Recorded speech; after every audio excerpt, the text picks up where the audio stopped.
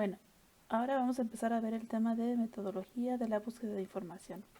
Si recuerdan, la semana pasada les pedí que ustedes hicieran una búsqueda y a partir de esa búsqueda ustedes reflexionaran la manera como ustedes buscan información en general, ya sea en la web, en libros, en cualquier fuente de información.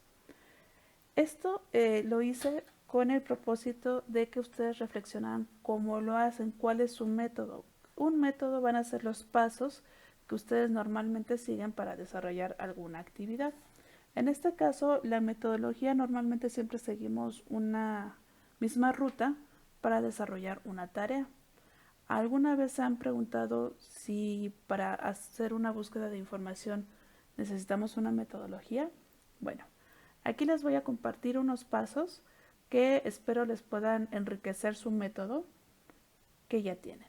El primero es analizar la consulta. ¿Qué es esto? Esto es muy importante y se los comentaba cuando estábamos viendo el operador booleano de define. Aquí nosotros tenemos que pensar para qué queremos esta investigación. ¿Qué estoy buscando? Quiero buscar una definición, quiero buscar o quiero realizar un trabajo de investigación, estoy buscando a lo mejor diferentes fuentes de información respecto al mismo tema o solamente con una sola fuente de información tengo. ¿Para qué quiero la información? Para una tarea pequeña o a lo mejor para desarrollar una investigación. Entonces aquí nosotros tenemos que distinguir cuál es la causa principal de la búsqueda de información que vamos a hacer, porque de aquí va a depender mucho cómo es que desarrollemos esta búsqueda. Puede ser que solamente tenemos duda de una palabra, o a lo mejor cómo se escribe. No es lo mismo, no va a ser la misma búsqueda para una definición que para empezar a desarrollar conceptos. Número 2, la planificación. Es decir, qué procesos nosotros vamos a utilizar. Vamos a lo mejor a ir a algunos días vamos a estar revisando en una biblioteca o a lo mejor otros días vamos a estar revisando en motores de búsqueda especializados. Sobre todo cuando nosotros hacemos investigación tenemos que planificar en qué momento vamos a hacer la investigación y cuáles son los lugares donde la vamos a ir desarrollando. La regulación. Aquí es más bien qué tipo de fuentes de información vamos a buscar. Es decir, si voy a utilizar solamente libros, páginas, artículos, videos, ¿alguna vez han considerado que, por ejemplo, un programa de televisión, un podcast, eh, un blog, Facebook, Twitter, pueden ser fuentes de información? Sí, sí lo pueden ser. Entonces aquí vamos a hacer esa regulación, pero también vamos a ir delimitando el tema. Es decir, hay veces que cuando nosotros hacemos investigación, muy fácil nos podemos empezar a mover del tema.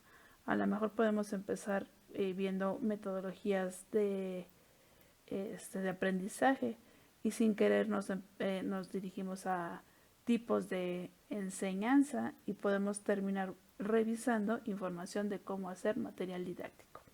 Entonces es por eso que nosotros tenemos que tener una regulación. ¿Hasta dónde voy a llegar yo en el tema de métodos de aprendizaje? Evaluación del producto de los resultados. Este punto también es muy importante porque nosotros tenemos que evaluar si realmente la información que nosotros estamos encontrando es la adecuada. Por ejemplo, cuando estábamos viendo los parámetros, recuerdan que teníamos tres fuentes o tres páginas. Las primeras dos eran páginas, pero la última era un artículo de revista. Entonces, si nosotros analizáramos la información, seguramente sería más enriquecedora la del artículo. Puede ser que de las páginas nosotros pudiéramos encontrar información importante, pero muchas veces en las páginas solamente copian y pegan la información. Entonces aquí nosotros tenemos que evaluar si realmente la información que nosotros estamos revisando o encontrando es adecuada o no. Y por último tenemos que hacer la evaluación al proceso que nosotros desarrollamos. Es decir, si la planificación, la forma como nosotros decidimos que iba a ser esa planificación fue la adecuada, a lo mejor nunca me faltaron días ¿no? Yo solamente consideré ir a la biblioteca y revisar páginas web, pero a lo mejor dentro de mi búsqueda de información pude haber ido a preguntarle a algunos profesores, ¿no? O a lo mejor pude ir a revisar alguna biblioteca especializada o un motor de búsqueda.